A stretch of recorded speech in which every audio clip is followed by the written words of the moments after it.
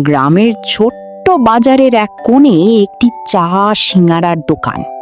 একসময় দোকানটিতে ক্রেতাদের ভিড় লেগেই থাকতো, কিন্তু এখন সেই ভিড় আর নেই। বিক্রি কমে যাওয়ায় দোকানদার খুবই হতাশ। এক বিকেলে এলাকার একজন নামকরা বুদ্ধিমান ব্যক্তি তার দোকানে এসে বসেন। সেখান থেকেই শুরু হয় তাদের কথোপকথন। আসেন ভাই, বসেন, এক কাপ চা দি। অবশ্যই, তবে আপনার মুখটা আজ খুব মলিন লাগছে। কোনো চিন্তা নাকি? চিন্তা তো আছেই। এই দোকানটা নিয়ে আর কতদিন টিকে থাকতে পারবো জানি না। কেন, কি হয়েছে? আগে সকাল থেকে রাত পর্যন্ত মানুষে ভরা থাকতো, এখন ঘন্টার পর ঘন্টা বসে থাকি, তেমন কোনো বিক্রি হয় না। মনে হচ্ছে দোকানটাই ছেড়ে দিতে হবে। সময় সব সময় একরকম থাকে না। কিন্তু কতদিন অপেক্ষা করব? খরচ বাড়ছে, আয় কমছে। মাঝে মাঝে মনে হয় এত কষ্ট করে লাভ কি?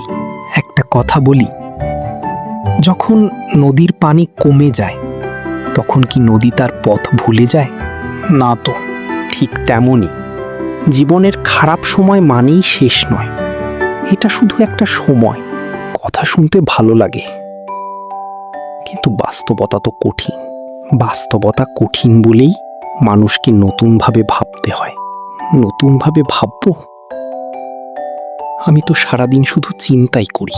চিন্তা আর ভাবনা এক জিনিস নয়। চিন্তা মানুষকে দুর্বল করে, আর ভাবনা মানুষকে পথ খুঁজতে সাহায্য করে। তাহলে আপনি বলতে চাচ্ছেন আমি হাল ছেড়ে দিচ্ছি? আমি বলছি আপনি নিজের শক্তিটা ভুলে যাচ্ছেন।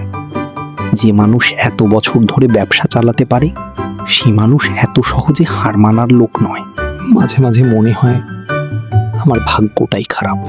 ভাগ্যকে দোষ দেওয়া সহজ, কিন্তু নিজের ভেতরের সাহসকে জাগানোই আসল কাজ। আপনার কথা শুনে মনে হচ্ছে আমি এখনো কিছু করতে পারি। অবশ্যই পারেন।